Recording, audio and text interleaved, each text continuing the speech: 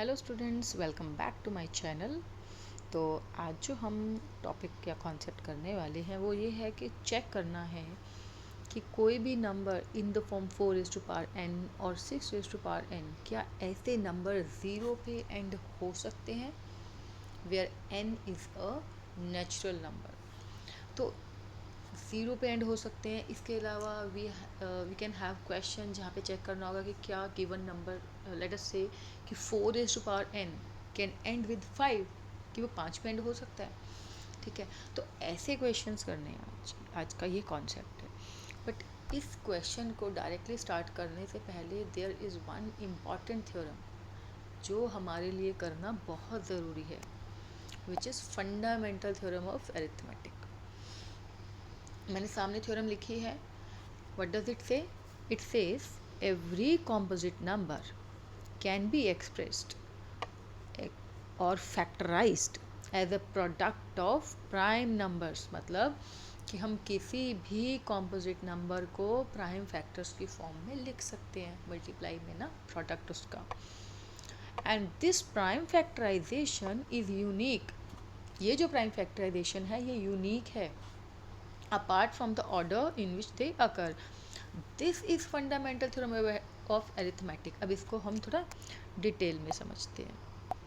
क्या है ये एवरी कॉम्पोजिट नंबर। चलो कोई भी एक कॉम्पोजिट नंबर ले लेते हैं। मान लो मैंने ले लिया 12। ठीक है, now this composite number can be expressed और factorise as a product of prime numbers. तो 12 को जब हम प्राइम फैक्टराइज करते हैं तो वो क्या होगा, 2 इंटू 2 इंटू 3। तो 12 का प्राइम फैक्टराइजेशन हुआ।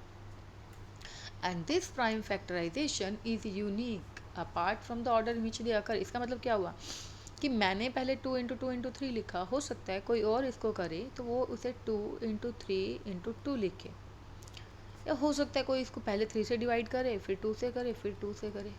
क्या ही फ़र्क पड़ता है, क्योंकि अगर आप ध्यान से देखोगे तो यहाँ पे भी 2 2 टाइम्स है और 3 1 टाइम है। यहाँ पे भी 2 2 टाइम्स है, 3 1 टाइम है, और यहाँ पे भी 2 2 टाइम्स है और 3 1 टाइम है। तो अभी क्या है ना, दुनिया के किसी भी कोने में किसी भी स्टूडेंट से आपके 12 का प्राइम फैक्टराइजेशन करवा के देखो, वो यही बोलेगा हाँ अब ये यूनिक है ना, क्योंकि कोई भी इसे करे तो आना तो यही है कि 2 बार 2 आएगा, 1 बार 3 आएगा। हाँ, ऑर्डर आगे पीछे हो सकता है, यही तो यहाँ पे लिखा है कि this prime factorization is unique. मतलब कि 12 के प्राइम फैक्टर्स में 2 2 टाइम्स आएगा और 3 1 टाइम आएगा। दिस इज़ यूनिक, है ना, ये इसका यूनिक है कि ये यूनिक रहेगा, ऐसा ही रहेगा। Apart from the order in which they occur, order can be changed. Like इसमें मैंने 3 सबसे बाद में लिखा, टेक्स्ट वाले में 3 मैंने मिडल में लिख दिया, इसमें 3 सबसे पहले लिखा। मतलब प्राइम फैक्टर्स का ऑर्डर चेंज हो सकता है, लेकिन वो प्राइम फैक्टर्स वही रहने वाले हैं। ऐसा ही नहीं है कि प्राइम फैक्टर्स ही चेंज हो जाएंगे। अब जैसे हम एक और एग्जांपल ले लेते हैं, 15 is also a composite number। Its prime factorization is 3 into 5, both are prime numbers। Now this 3 into 5 can be written as 5 into 3 as well, but the product will remain same, it is 15। So prime factors are 3 and 5 only, but order is changed। It is 3 into 5, it is 5 into 3, but prime factors 3 और 5 वो unique है। So this is fundamental theorem of arithmetic. Now this fundamental theorem of arithmetic it plays an important role किसमें, इस तरह के questions में। ठीक है, तो चलो एक क्वेश्चन स्टार्ट करते हैं, एक क्वेश्चन करते हैं which is, so the question is check whether 4 raised to power n can end with 0 for any natural number n। मतलब ये जो हमने पावर में n लिखा हुआ है ना, ये n क्या है, this is nothing but natural number. अब नेचुरल नंबर्स क्या होते हैं, we all know that natural numbers starts from 1 1 2 3 and all the positive integers are natural numbers. तो हमें बताना है कि 4 रेज टू पावर n 0 पे एंड हो सकता है, ये चेक करना है। अब 4 रेज टू पावर n मतलब कि ये 4 रेज टू पावर n, अब n नेचुरल नंबर्स है, मैं n की जगह पे 1 लिख सकती हूँ, मैं n की जगह पे 2 लिख सकती हूँ, मैं 4 लिख सकती हूँ, मैं 3 लिख सकती हूँ, कुछ भी लिख सकती हूँ भाई। बहुत सारे पॉजिटिव इंटीजर्स हैं, मैं कुछ भी लिख दूँ, नेचुरल नंबर्स तो बहुत सारे। ना 4 raise to power is nothing but 4, 4 raise to power is 16, और ये क्या है 256, दिस इज 64। तो अभी हम कितने नेचुरल नंबर चेक कर सकते हैं, ऐसे नेचुरल नंबर्स तो इनफाइनाइट है, 1 से स्टार्ट हो रहे हैं। We know the least natural number that is 1। But maximum highest कितना नंबर है वो तो नहीं पता, तो अभी कितने चेक कर लेंगे? क्या पता कि 4⁻100 है वो ज़ीरो पे एंड होता हो, है ना? तो हमें यही चेक करना है कि क्या ऐसा पॉसिबल है कि n की कोई भी वैल्यू ले लो वो ज़ीरो पे एंड होगा। तो अभी अभी तक तो हमें देख के नहीं लग रहा, बट हम ऐसा हर एक बार चेक नहीं कर सकते ना, क्योंकि 4⁻n कैलकुलेशन ही अपने आप में डिफ़िकल्ट है। तो इसके लिए हमारे पास मेथड क्या है कि हमें ना, अगर आप एनसीईआरटी में इस क्वेश्चन को देखोगे तो वहाँ पे लिखा हुआ है, बिल्कुल सही लिखा है, लेकिन वहाँ पे ये क्वेश्चन ना थोड़ा एक पैराग्राफ के फॉर्म में करवा दिया, मतलब पैराग्राफ के तौर पे लिखा हुआ है। तो मैं, जब हम अपने स्टूडेंट्स को करवाते हैं ना, तो हम बोलते हैं इसे ना स्टेप्स में डिवाइड करके लिखो, समझने में भी इजी रहेगा। तो स्टेप्स के हिसाब से करते हैं। सबसे पहले तो इस क्वेश्चन को देखते ही ये देखना है कि ये किस पे एंड होने की बात कर रहे हैं, ज़ीरो पे। तो अब हमें सबसे पहले ये देखना है कि कोई भी नंबर जो ज़ीरो पे एंड होता है, जैसे कोई भी नंबर ज़ीरो पे एंड होता है, हम उसके एग्जांपल ले लेते हैं कि 10 हो रहा है एंड, 40 है, 70 है, 90 है, 60 है, ठीक है, ये मैंने कुछ एग्जांपल ले लिए, 50 भी ले लो। ये सारे नंबर ज़ीरो पे हो रहे हैं एंड। अब हम इनकी प्राइम फैक्टराइजेशन करके देखते हैं। 10 इज़ नथिंग बट 2 × 5, ठीक है। 40 को हम 4 × 10 लिख सकते हैं, फिर 4 तो 2 × 2 होता है, और 10 क्या होता है, 2 × 5। 70 को हम 7 × 10 लिख सकते हैं। Basically all are multiples of 10। जो भी नंबर ज़ीरो पे एंड होता है ना, वो 10 का मल्टीपल होता है। तो अब 7 × 10, और 10 क्या है, 2 × 5। अब बात करते हैं 90। 90 इज़ 9 × 10। 9 क्या होता है, 3 × 3, और 10 क्या है, 2 × 5। This is how we should do the prime factorization, बिना वो लेडर वाला ये वाला मेथड यूज़ किए। बहुत टाइम लगता है इसको करने में। 60 क्या होता है, 6 × 10, और 6 को हम लिखते हैं 2 × 3, 10 को लिखते हैं 2 × 5। बस एक लास्ट है 50 विच इज़ 5 × 10, 5 इज़ 5, 10 को लिख सकते हैं 2 × 5। अब एक सबसे इम्पॉर्टेंट ऑब्जर्व करने वाली बात है, सब में ना 2 × 5 ज़रूर है, और कुछ हो ना हो 2 × 5 तो ज़रूर है। क्यों है? क्योंकि मैंने क्या लिखा था, ये जो भी नंबर ज़ीरो पे एंड होते हैं ये क्या होते हैं, 10 के मल्टीपल्स। और जो 10 के मल्टीपल्स मतलब 10 का ही तो प्राइम फैक्टराइजेशन 2 × 5 है। इसका मतलब हर एक में ना every number which is ending with zero will have, must have prime factorization में 2 और 5 ज़रूर होगा। तो यही तो एक कंडीशन है जो चेक करनी है कि जो नंबर ज़ीरो पे एंड होगा। मान लो मुझे कोई बोलता है कि 75 है, चेक करो अब 75 एंड होता नहीं होता। तो मैंने 75 के प्राइम फैक्टराइजेशन किया, 75 को how I do prime factorization of 75 is, अगर टेबल्स आते हैं आपको तो इट इज़ 25 3s are 75, ठीक है। तो 25 क्या होता है, 5 × 5 × 3, तो 25 3s are 75। अब देखो मैंने क्या बोला था कि अगर कोई नंबर ज़ीरो पे एंड हो रहा है तो उसके लास्ट में 2 × 5, लास्ट में मतलब 2 × 5 तो उसकी प्राइम फैक्टराइजेशन में आना ही चाहिए। लेकिन यहाँ पे क्या है, सिर्फ 5 है, 2 तो नहीं है ना, इसका मतलब ये ज़ीरो पे एंड नहीं होगा, और वो दिख भी रहा हमें कि ज़ीरो पे एंड नहीं हो रहा। तो कोई भी नंबर ज़ीरो पे एंड हो, उसकी कंडीशन क्या है कि उसकी प्राइम फैक्टराइजेशन में 2 × 5 होना चाहिए। तो this is the very first step of this type of question, कि अगर बोला कि ज़ीरो पे एंड हो रहा है ये चेक करो, तो पहले आपको बताना पड़ेगा कि कोई भी नंबर ज़ीरो पे एंड होता है उसकी क्या कंडीशन होती है। ये फर्स्ट स्टेप है। अब सेकेंड स्टेप है कि हमने चेक कर लिया, तो हम क्या लिखते हैं कि for a number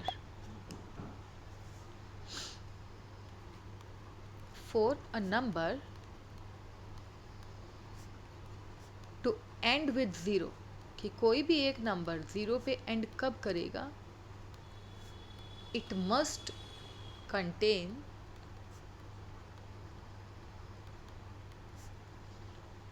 to × 5 in its prime factorization। और ये 2 × 5 क्यों होना चाहिए, क्योंकि जो भी नंबर ज़ीरो पे एंड होगा वो 10 का मल्टीपल होगा। और देखो 2 × 5 क्या होता है, नथिंग बट इट इज़ 10। और प्राइम फैक्टर्स की बात कर रहे हैं ना, तो अगर कोई नंबर ज़ीरो पे एंड होता है तो उसके प्राइम फैक्टराइजेशन में 2 × 5 ज़रूर आना चाहिए। ये तो है condition, this is our first step, कि जिस नंबर पे एंड करने के लिए बोल रहे हैं कि जीरो पे एंड होता है, हमें बताना पड़ेगा कि जीरो पे एंड होने के लिए क्या कंडीशन होती है, ठीक है। अब सेकंड स्टेप में बताना है कि जो नंबर हमें गिवन है उसकी प्राइम फैक्टराइजेशन क्या है, ठीक है। अब सेकंड स्टेप के हम लिखेंगे but 4 raise to power n, 4 raise to power n मतलब 2 into 2, 4 is nothing but 2 square, ठीक है। अब आप प्राइम फैक्टराइजेशन में देखो, इसके प्राइम फैक्टराइजेशन में क्या है, but 4 raise to power n equals 2 into 2, इसके पास सिर्फ 2 है, 5 नहीं है, ठीक है। But 4 raise to power n equals 2 into 2 whole raise to power n has 2, it has 2 but not 5, मतलब 2 और 5 दोनों होने चाहिए थे। फर्स्ट स्टेप में क्या बताया कि जीरो पे एंड होगा तो 2 इंटू 5 होना चाहिए। सेकंड स्टेप में हमने क्या बताया कि हमारे पास ना जो प्राइम नंबर, जो हमें कॉम्पोजिट नंबर दिया 4 रेज टू पावर n, उसकी प्राइम फैक्टराइजेशन सिर्फ 2 है, 5 नहीं है। अच्छा ठीक है। अब कोई भी बोल सकता है कि भाई आपने 2 इंटू 2 लिखा है, कोई और बंदा इसको 4 को 2 इंटू 3 लिख सकता है, 2 इंटू 7 लिख सकता है, 2 इंटू 5 लिख सकता है, तो उसमें तो आ सकता है ना। तो उसके लिए एक ही वाला कॉन्सेप्ट जो अभी हमने फंडामेंटल थ्योरम ऑफ अरिथमेटिक करा था। एक तो सबसे इम्पॉर्टेंट चीज़ पहले ये देखिए कि जब हम 4 रेज टू पावर n लिखा, मैंने ऐसे लिखा, ठीक है, 4 is 2 raise to power 2 and then whole raise to power n, ये एज इट इज रहा। अब 4 का फैक्टराइजेशन 2 इंटू 2 है, ठीक है। 4 स्क्वायर क्या होगा, 4 स्क्वायर मतलब इसका स्क्वायर। 4 क्यूब क्या होगा, इसी का क्यूब। बेसिकली मैं 4 की कोई भी पावर लूँ, वो इन्हीं दोनों का वही पावर बनता जाएगा। इसका मतलब किसी भी तरीके से इसका प्राइम फैक्टराइजेशन चेंज नहीं होने वाला। यही आपका आंसर है कि आप n की कोई भी वैल्यू लेते जाओ, जो ये 4 का फैक्टराइजेशन हमने शुरू में किया ना, एंड तक वही रहेगा, नंबर बस उसका बढ़ जाएगा। जैसे यहाँ पे 2 इंटू 2, 2 का एक पेयर था, अगर स्क्वायर था तो 2 के 2 पेयर्स हो जाएंगे, 3 है तो 2 के 3 पेयर्स हो जाएंगे, ऐसे। लेकिन हम वो थ्योरम भी यूज़ करने वाले हैं, क्योंकि मैंने अभी क्या बोला था कि पॉसिबल है कि कोई एक बच्चा 4 के प्राइम फैक्टराइजेशन को 2 इंटू 2 की जगह पे 2 इंटू 5 लिख दे, लेकिन ऐसा पॉसिबल नहीं है। क्यों? क्योंकि what does the fundamental theorem of arithmetic says कि एवरी कॉम्पोजिट नंबर का जो भी प्राइम फैक्टराइजेशन होता है वो यूनिक होता है। मतलब आप दुनिया के किसी भी स्टूडेंट से करवा लो 4 का prime factorization, it will remain 2 into 2, order change हो जाएगा। और फिलहाल यहाँ पे दोनों प्राइम फैक्टर्स एक जैसे हैं, 2 इंटू 2, तो वो ऑर्डर भी चेंज कर लो तो भी कोई फ़र्क नहीं पड़ने वाला। तो हमें यहाँ बताना पड़ेगा कि ये जो हमने प्राइम फैक्टराइजेशन लिखा है ना, ये यूनिक है। और ये कैसे बताएंगे? Also the fundamental theorem of arithmetic, देखो ये बहुत इंपॉर्टेंट है मेंशन करना, fundamental theorem of arithmetic guarantees the uniqueness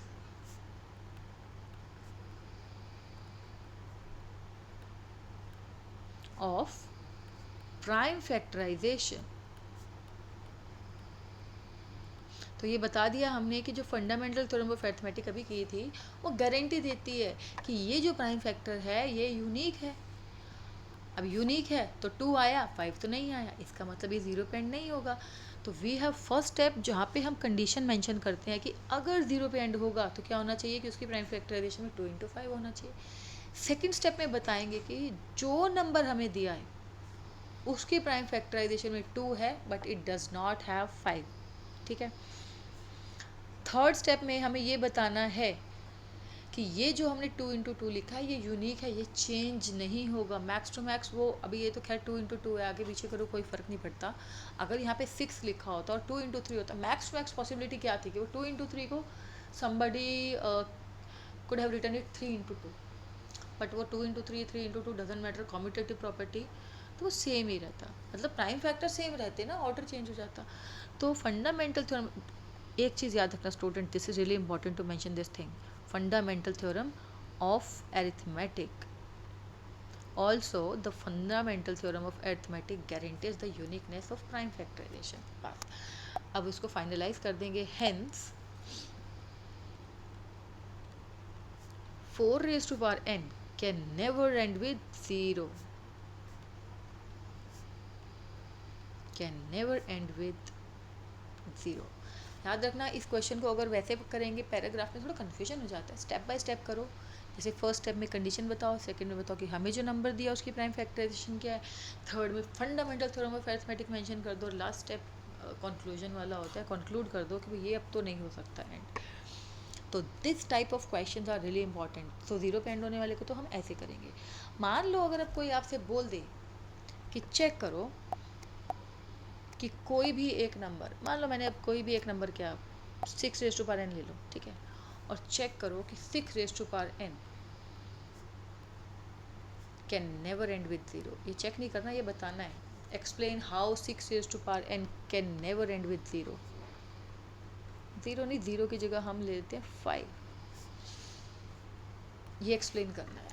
तो जिस पे भी एंड होने की बात करें ना, हमें उस पे एंड होने वाले नंबर्स की कंडीशन पता होनी चाहिए कि कोई भी नंबर अगर उस नंबर पे एंड होता हो, उस डिजिट पे एंड होता हो, तो उसकी प्राइम फैक्टराइजेशन में क्या आता होगा, ये सोचना है।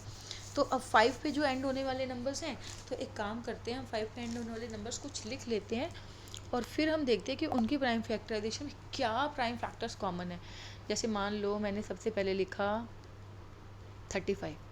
35 क्या होता है, 7 × 5। फिर मैंने लिखा 175। 175 क्या होता है, 25 7s आर, है ना। तो 7 × 5 × 5। उसके बाद लिखो 225। 225 क्या होता है, 15 × 15, मतलब 3 × 5 × 3 × 5। चलो ठीक है, एक और एग्जाम्पल लिख लेते हैं।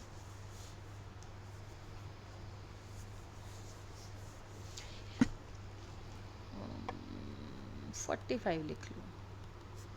3 × 3 × 5, 9 5 45। सबसे इम्पॉर्टेंट बात, इसकी प्राइम फैक्टराइजेशन में 2 नहीं आएगा। क्यों? क्योंकि सारे ऑड नंबर हैं, और अगर 2 आ गया that means that those numbers are multiple of 2, और multiple of 2 are even numbers. तो मल्टीपल्स तो लेने ही नहीं ना।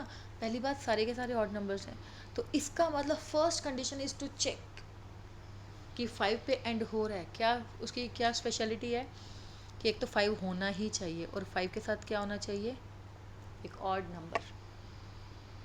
यही एक कंडीशन है कि for a number to end with 5 it must contain 5 and any odd number in its prime factorization. ठीक है, ये यहाँ से समझ आ गया कि 5 पे एंड होने के लिए फर्स्ट स्टेप में क्या लिखना है, it must contain 5 and any odd number in its prime factorization. ठीक है, ये भी है, and it should not contain 2। सबसे इम्पॉर्टेंट पॉइंट कि इसकी प्राइम फैक्टराइजेशन में 2 तो नहीं होना चाहिए। अब आपको आंसर मिल ही गया होगा। सेकंड स्टेप क्या था कि जो नंबर दिया है ना उसको चेक करो उसकी प्राइम फैक्टराइजेशन क्या है। तो हमें 6 रेज़ टू पावर n दिया है। अब 6 रेज़ टू पावर n, 6 को हम क्या लिख सकते हैं, 2 × 3।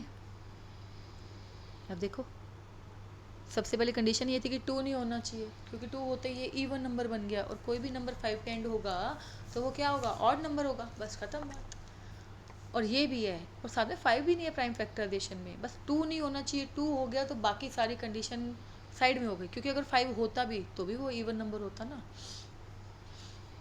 बस जैसे ही यहाँ पे 2 आया तो हम यहाँ पे ये नहीं लिखेंगे कि इसमें 5 नहीं है, हम सीधा ये लिखेंगे but this number has 2 in its prime factorization which means it is an even number. उसके बाद fundamental theorem of arithmetic guarantee देती है कि भाई 6 को 2 × 3 ही लिखा जा सकता है, या 3 × 2 लिखा जा सकता है, मतलब 2 और 3 के अलावा इसमें कोई प्राइम फैक्टर नहीं आएगा। तो एक बार इस क्वेश्चन को भी आप पिछले क्वेश्चन की तरह प्रॉपर फॉर्मेट में लिख कर कीजिएगा, तो इस क्वेश्चन में गलती होने के चांसेस कम है अगर आप इस तरह के क्वेश्चंस को स्टेप्स के हिसाब से करेंगे। बाकी रटने से कुछ फ़ायदा नहीं है, कॉन्सेप्ट क्लियर होगा तो अपने आप कुछ भी क्वेश्चन मिले आप कर पाओगे। तो मिलेंगे नेक्स्ट वीडियो में किसी नए कॉन्सेप्ट के साथ, तब तक के लिए बाय बाय।